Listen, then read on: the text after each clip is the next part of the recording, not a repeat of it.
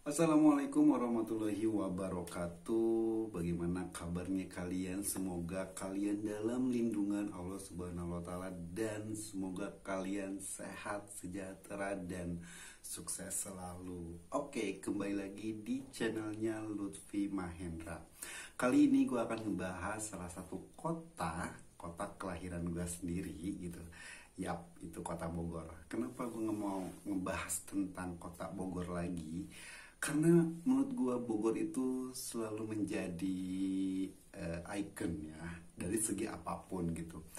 Bogor itu selain banyak julukannya, ada julukan kota hujan, julukan kota seribu angkot, julukannya banyak sekali julukan untuk kota Bogor. Tapi yang kadang gue suka heran, banyak orang yang tidak pernah bosan untuk datang ke kota Bogor, apalagi di hari weekend gitu ya.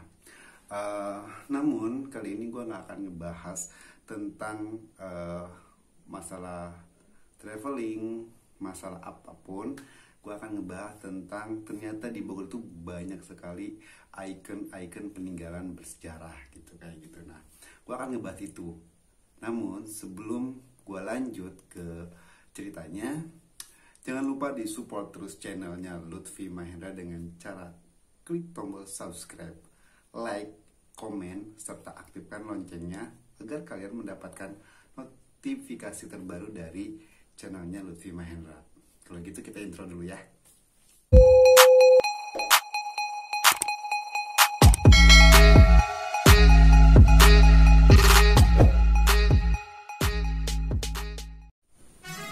Oke, di awal video tadi gue udah gue bakal ngomongin salah satu ikon di kota Bogor. Tapi sebelumnya gue mau nanya sama kalian boleh tulis di kolom komentar apa sih yang terlintas di benak kalian ketika kalian mendengar kota Bogor. Banyak ya, ada Tugu Kujang, ada Kebun Raya, ada Istana Bogor, ada Taman Sempur, Taman Kencana, ada Mall Botani Square, terus ada apa lagi tuh, banyak sekali ya, Katulampa, terus banyak pokoknya kalau kita ngomongin Bogor ya. Mungkin paling banyak kan ngomongin Puncak, karena Puncak itu selalu ramai di hari weekend dan bukan hanya warga Bogor yang datang ke sana, melainkan warga dari luar kota atau kabupaten Bogor gitu. Mungkin dari kota-kota terdekat kayak Jakarta, Depok, Bekasi. Mereka kalau weekend pasti ke Puncak karena udaranya yang sangat sejuk gitu. Namun yang harus kita dari sekian banyaknya tempat-tempat terkenal di kota Bogor, gue akan membahas satu tempat yang ternyata tempat ini menjadi saksi perjuangan melawan penjajahan Belanda.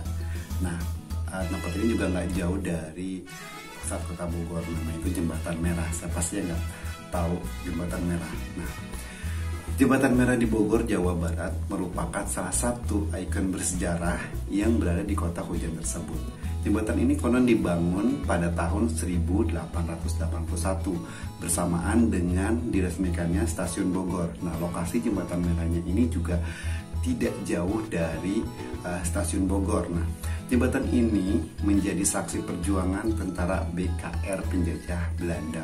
Sampai sekarang, warna merah masih melekat erat dengan jembatan tersebut. Nah, yang tadi gue bilang, lokasi Jembatan Merah yang strategis juga mendukung jembatan tersebut menjadi salah satu ikon bersejarah di kota Bogor. Lokasinya itu dekat dengan Stasiun Bogor. Nah, di masa Orde Baru, jembatan ini sering sekali terlihat jembatan merah ini yang menghubungkan jalan Kapten Muslihat dengan Jalan Merdeka dan Jalan Panaragan. Nah, jembatan ini dulu sering sekali bergonta-ganti warnanya, apalagi pada masa kampanye 3 partai. Kadang jembatan ini bisa berwarna merah, kuning, dan hijau. Gitu. Jembatan Merah ini juga dibangun di atas melintasi sungai Cipakancilan kalau nggak salah. Tujuan pembuatan sungai Cipakancilan ini antara lain untuk mengaliri pesawahan yang berada di utara daerah Bogor. Nah, daerah Bogor seperti Kebon Pedes, Cilebut sampai Bojonggede, Depok, dan berakhir di Sungai Ciliwung. Nah, jadi si Kali Cipakancilan ini berakhir itu di Kali Ciliwung yang berada di Depok gitu. Nah, jembatan ini dibangun pada tahun 1881.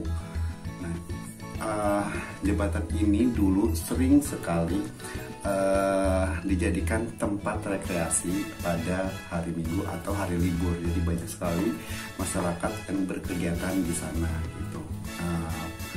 Baik hanya sekedar nongkrong-nongkrong mungkin ataupun yang lainnya. Tapi memang pada zaman dulu itu di dekat jembatan merah tersebut itu lokasinya sangat sejuk gitu, karena masih banyak pepohonan, masih banyak air gitu yang, dan airnya itu masih jernih gitu pada kala itu. Nah, apa sih namanya, sepanjang kesini jembatan merah ini masih kokoh, masih berdiri dan masih ada sampai sekarang, bahkan sampai sekarang pun masih ramai gitu di jembatan merah. Nah, jembatan merah ini juga bisa dilihat dari ujung Jalan Juanda. Yang tadi gue bilang, jembatan merah ini dibangun di atas sungai Cipakancilan. Nah, alurnya ini, alur dari Cipakancilan ini kemudian dipecah menjadi kanal Cidampit gitu, yang sebagian airnya dimulai dari daerah yang sekarang menjadi Manterena Lebak gitu. Menurut penuturan sesepuh Bogor, pada zaman dulu atau kala itu, lokasi sekitar jembatan merah yang tadi gue bilang itu sering sekali dijadikan tempat rekreasi. Bahkan salah satu gubernur jenderal yang berkedudukan di Istana Bogor yaitu Gustav Willem Baron van Imhoff, kalau gue salah tolong dibenerin di kolom komentar. Nah, beliau itu sering sekali menyempatkan dirinya untuk atau sekedar melihat kegiatan masyarakat yang berada di sekitaran jembatan merah gitu. Nah, kalau kita bandingin dari zaman dulu sampai sekarang, mungkin kalau sekarang kan di jembatan merah ini bukan hanya bagus, tapi mungkin pemandangannya akan semakin karena sekarang jembatan merah ini sudah banyak angkot yang ngetem di sana, terus jalanan juga jadi macet gitu. Tapi bagaimanapun jembatan ini adalah jembatan yang salah satu ikonnya Kota Bogor. Tentunya karena dari dulu sampai sekarang jembatan ini tidak berubah gitu. Oke, sekian dulu video gua. Mungkin kalian ngerasa kok ini ceritanya kurang banget gitu, karena memang gua hanya sekedar pengen mengingatkan bahwa di Bogor juga banyak kok ikan-ikan, salah satunya adalah ikan jembatan merah. Jadi, tapi sebelum gue tutup, jika kalian ada yang mengetahui lebih detail lagi cerita tentang jembatan merah, kalian juga boleh tulis di kolom komentar. Biar kita sama-sama belajar bahwa pentingnya kita mengingat sejarah dan agar kelak kita bisa membaginya ini kepada teman-teman di luar sana gitu.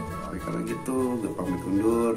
Terus jangan lupa di support terus channelnya Lutfi Mahendra dengan cara klik tombol subscribe, like, komen, serta aktifkan loncengnya agar kalian mendapatkan notifikasi terbaru dari channel Lutfi Mahendra. Oke, wassalam.